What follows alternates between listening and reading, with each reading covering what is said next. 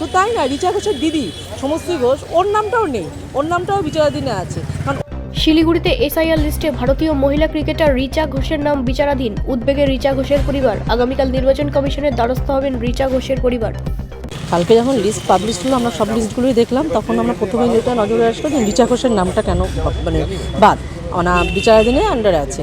তো আমরা তো খুব অবাক হলাম, কারণ ওর তো সমস্ত ডকুমেন্টস ঠিকঠাক আছে, কারণ ওর ডকুমেন্টস ঠিকঠাক আছে বলে তো পাসপোর্টটা পেয়েছে। ও তো দেশের গর্ব, বিশ্বের গর্ব। শুধু ও না, অনেকে যারা আছেন, 50 বছর ধরে ভোট দিয়ে যাচ্ছেন, 20 বছর ধরে ভোট দিয়েছেন, তাদের নামটাও বাদ পড়েছে। হয়তো তাদের হিয়ারিংও ডাকা হয়নি, তারা জানিই না। তারা কালকে দেখে তো ভীষণ চিন্তায় পড়ে গেছে যে আমাদের তো হিয়ারিংও ডাকা হয়নি, আমরা তো সব ভোট দিয়েছি 2002-এর থেকে। কেউ বলেছে আমরা 1960 সন থেকে 70 থেকে 72 থেকে ভোট দিয়েছি, তাদের নাম বাদ পড়েছে। এটা কারণটা কি? এটা নিয়ে খেলা হচ্ছে?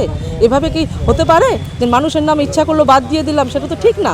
তো আমাদের যেখানে যাওয়ার, আমরা কালকে তো অভিযান করবই আমাদের পার্টিগতভাবে, যে কোথায় যেতে হয় আমরা এটা লাস্ট দেখে ছাড়বো। শুধু তাই না, রিচা ঘোষের দিদি সমশ্রী ঘোষ, ওর নামটাও নেই, ওর নামটাও বিচারাধীনে আছে। কারণ ও তো কর্পোরেশন ইলেকশনে ভোট দিয়েছে, তারপরে আপনার বিধানসভায় ভোট দিয়েছে, লোকসভায় ভোট দিয়েছে। এরকম আমার কাছে অনেকেই আমার কাছে কালকে ফোন করেছেন যে আমাদের নামটা কেন বাদ পড়লো। যারা ভোট দিয়েছে 50 বছর ধরে, 20 বছর ধরে, 30 বছর ধরে, তাদের নামগুলো সব বাদ পড়ে যাচ্ছে। এটা তো ইয়ার কি না? তো আমরা কালকে অভিযান করবো, এটা শেষ দেখে ছাড়বো, এটা লাস্ট কী হয় আমরা দেখছি। আমার নাম মৌসুমী হাজরা, 19 নম্বর ওয়ার্ডের কাউন্সিলর। সমস্যা মানে কোন দিকে? বিচারাধীন বলছে। হ্যাঁ, ওটা জানি না অ্যাকচুয়ালি, তার মানেটাই বা কি আমি এখনও বুঝতে পারছি না। বিচারাধীন মানে হয়তো তারা বিচার করবে অন্য কিছু, ঠিক আছে। কি দেখলেন? হ্যাঁ, এখন দেখি কি ল্যাপসেস এখন কি আছে, আমাদের তরফ থেকে কোনো ল্যাপসেস আছে কি না, বা ওদের তরফ থেকে কী ল্যাপসেস আছে। লিস্টে কি দেখাচ্ছে? লিস্টে কি জুডিশিয়াল না কি একটা দেখাচ্ছে। কিন্তু ও তো দেশের একটা ফিগার, ও তো দেশের মুখ। হ্যাঁ ঠিক আছে, কিন্তু যাই কথা বলি, তাদের সাথে কথা না বলে তো এগুলো বোঝা যাবে না। এখন যতই হোক না কেন, যে একটা প্রসেসের মধ্যে কি হয়েছে কি না হয়েছে দেখে নি। কিন্তু আপনারা তো নথি জমাও করেছেন। হ্যাঁ, সব কিছু সবাই জমা আছে। তারপরেও এটা কেন? আমাদেরটা হয়েছে, ওদেরটা কেন হলো না সে শুনবে। হিয়ারিংয়ে ওরা বলেছিল যে ও তো থাকতে হবে না, যার জন্য ওই একটা ডকুমেন্ট ওরা চেয়েছিল।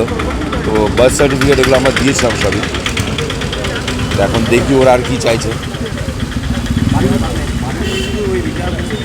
রিচা ও দিদি দুজন, মানে আমার দুই মেয়ের আর কি। 2002 সালে তো আপনাদের নাম ছিল।